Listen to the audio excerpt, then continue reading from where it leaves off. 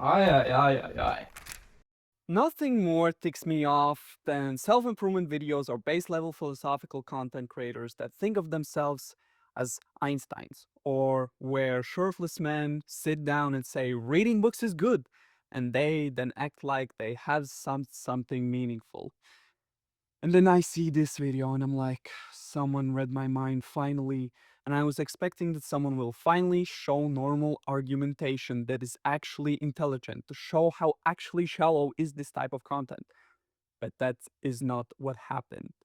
It was another shallow philosophical content that was dissing another shallow philosophical content creator. It had no substance. It's like blind leading the blind. And it got me a little mad, not gonna lie. I'm not claiming that I'm a genius, but if you are criticizing someone else, you must first make Start by sure organizing your your room room. is clean. Eh? See what I did there? Anyways, to give some context, he says that at first he was the one that made slop Nietzsche videos. The same slop, just with a different person, because it helped him get views, because people fell for the appealing to authority. When he used Nietzsche quotes, people thought that he was making sense, and now he is upset that everyone is doing the same thing as he did, copying the same video. It's a super weird thing to be mad about, but we will get into it a bit later. And then he puts a frame on philosophy. He uses Einstein as an example. To be a real philosopher, you have to go on 3-hour walks like Einstein did. That's what makes you a philosopher. I'm not really seeing sense.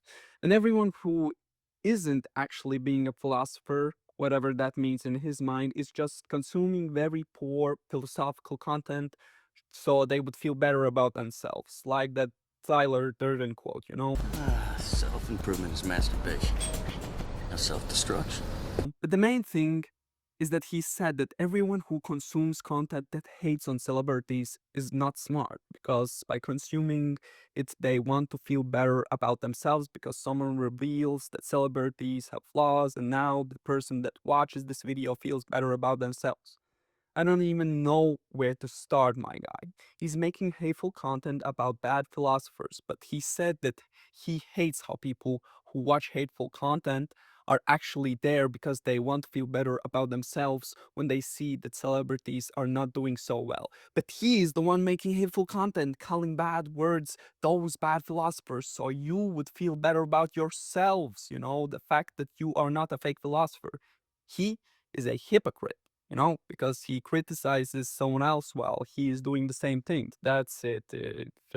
You can click away now, because I said my point. But if you want to understand why his video is so convincing, even though his text was kind of without any substance, then listen very carefully. Let's start with some mistakes that he has, because I'm a genius and I can point them out. Appealing to authority. He claims that this is how content creators, politicians, persuade you into thinking that they have something meaningful to say, that they are smart, and that the thing that they are saying is truthful. For some odd reason, he says that putting philosophical quotes is for this purpose, to make people think that you are a smart man. Even he himself said that he uses all of this in his Nietzsche videos. He used Nietzsche quotes to make people believe that he was speaking something meaningful.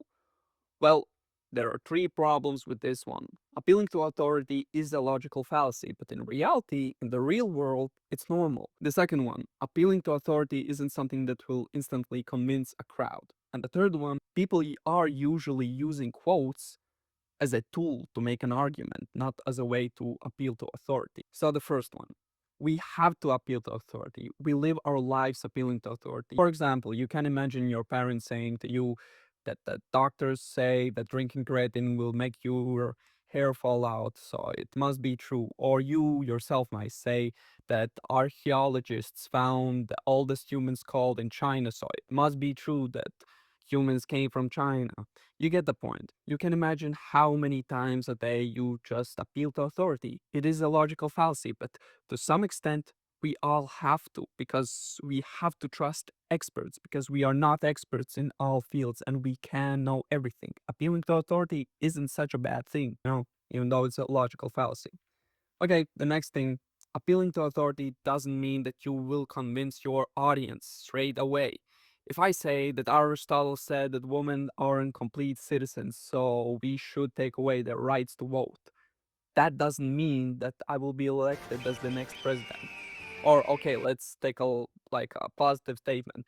If a scrawny little dude would say that what helped him bulk up is the fact that he discovered that scientists said that fermented milk is a good way for bulking up, doesn't mean that the audience will automatically be convinced. It's not like you would straight up believe him. There would be ethos, dolos, and something that would be combined with persuading you. It's a combination of rhetorical tools. Let's take Rainbow himself, for example. This video was interesting. All of his niche videos were interesting and a little convincing. Not because he used niche quotes, but because he used compelling storytelling, hooks, edits, and music. That's how he got his subscribers. Not Nietzsche quotes, but compelling storytelling, hooks, edits, all combination of rhetorical tools, you know? At the end of the day, people usually don't use philosophical quotes to appeal to authority. They use them as a tool to formulate an argument. If I felt that Rainbow used these really rude words because he wanted to get more views, I will quote Hannah Arendt. She went to a show where the show was all about unmasking the oligarchs as shallow people, and so they would have crazy reaction. Like they would be scared that they have been unmasked, but that isn't what she saw.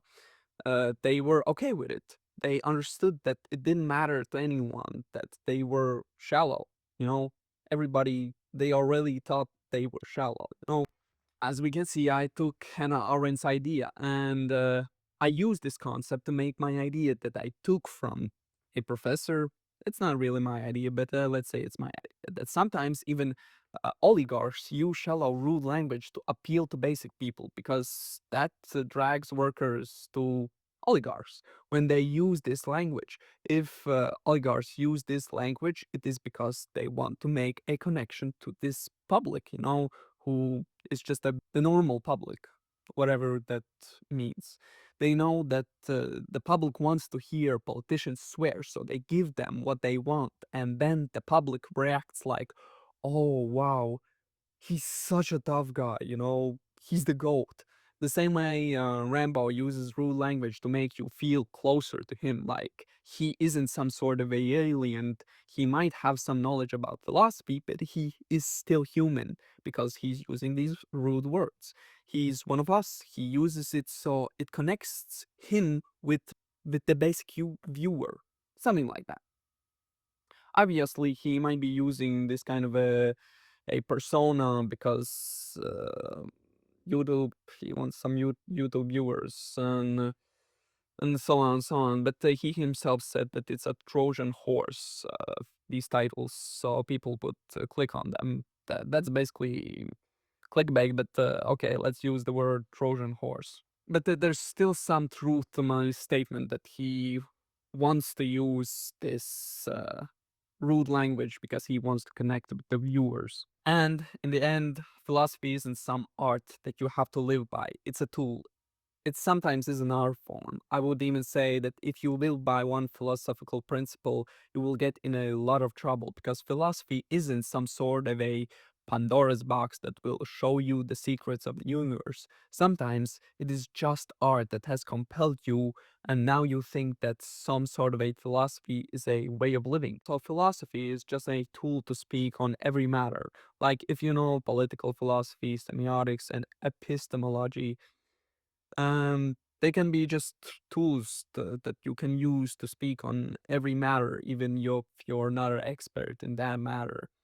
I could go into deeper why this is, but I'm tired. So philosophy isn't life; it is art and tools.